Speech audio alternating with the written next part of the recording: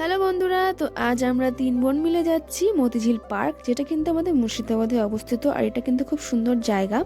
তো আমরা ভোর 5টার সময় উঠেছি আজকে এখানে আসার জন্য, কারণ অনেক কিছু নেওয়ার থাকে, অনেক কিছু প্রিপারেশনের প্রয়োজন থাকে। তার জন্য তোমরা জানোই কোথাও বেরোতে হলে তো একটু আগেই উঠতে হবে। তো আমরা কিন্তু অনেক আগেই চলে এসেছিলাম, প্রায় 9টার দিকে চলে এসেছি আমরা।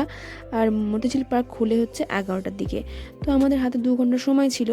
তো ভাবলাম পাশে যে একটা পুরাতন মসজিদ রয়েছে সেখানে আমরা বসে সময় কাটাবো।